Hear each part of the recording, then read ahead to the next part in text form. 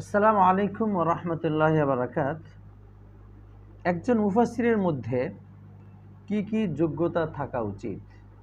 অর্থাৎ যারই মন চাইল সে কোরআনের একটি বাংলা নিয়ে তাফসীর শুরু করে দিলেন।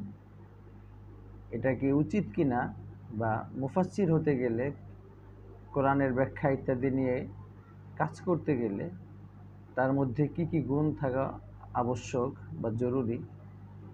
আল্লামা ইবনে আবিদিন রহমতুল্লাহ আলাই এর উত্তরে তিনি সুন্দর সমাধান দিয়েছেন। তিনি বলেন, যারা মুফাসসির হতে চান তাদের 15টি জ্ঞান সম্পর্কে ধারণা এবং গভীর পাণ্ডিত্য থাকা উচিত। যদি এই 15টা জ্ঞান তার মধ্যে থাকে তাহলে তার জন্য তাফসির করার অবকাশ আছে, অন্যথায় তার তাফসিরটাকে তাফসির বির রায় বলা হবে বা নিজের পক্ষ থেকে মন গড়া তাফসির বলা হবে। এবং তাফসির বির রায় করার ব্যাপারে আল্লাহ রসুল কঠোর হুঁশিয়ারি দিয়ে গিয়েছেন। এবং সেই 15টা জ্ঞানের মধ্যে 1 নম্বর লুগাত বা আরবি ভাষা সম্পর্কে তার পাণ্ডিত্য থাকতে হবে। 2 নম্বর নাহু তথা আরবি ব্যাকরণ সম্পর্কে তার পাণ্ডিত্য থাকতে হবে।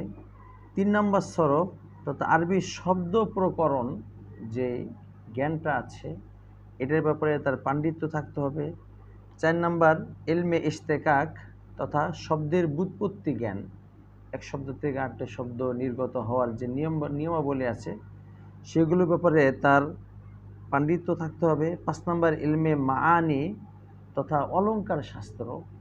কোরআনকে যেহেতু আল্লাহ সুবহানাহু ওয়া তাআলা আরবি ভাষার এবং আরবি ভাষার মধ্যে সর্বোচ্চ অলঙ্কারে অলঙ্কৃত করে নাজিল করেছেন, তাই ইলমে মাআনি সম্পর্কিতও তার গভীর পাণ্ডিত্য থাকতে হবে।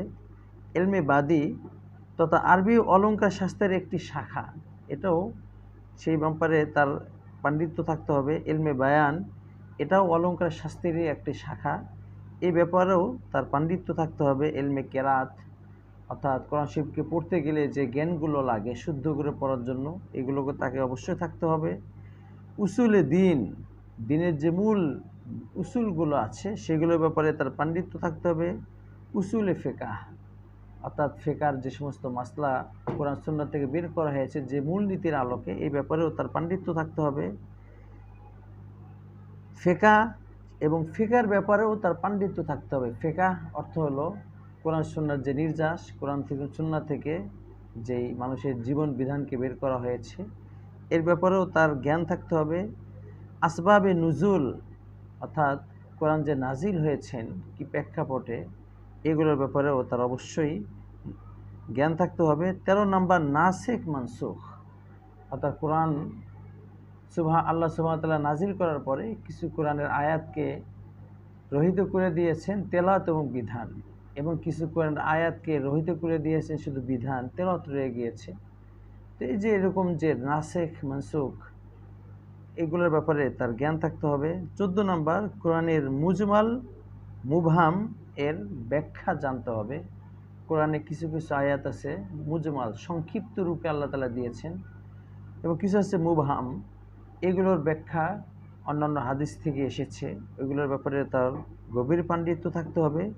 15 নম্বর ইলমুল মাউবিহা অর্থাৎ যে এলেমের কারণে একজন ব্যক্তির ভিতরে এলেম অনুযায়ী আমল করার মতন যে একটা পাণ্ডিত্য, এলেম অনুযায়ী আমল করার যে একটা যোগ্যতা সেটাও তার মধ্যে থাকতে হবে।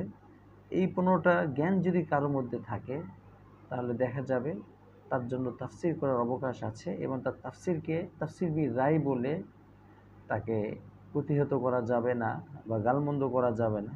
আর যদি এগুলো না থাকে, শুধু একটা বাংলা দেখেই আপনি তাফসির করে দিলেন, নিজের মত প্রকাশ করলেন, এই মত প্রকাশ করার মতন যোগ্যতা আপনার নেই, শরীয়তের পক্ষ থেকে অনুমোদনও আপনার নাই, এবং ওই তাফসিরটাকে তাফসির বির রায় বলা হবে।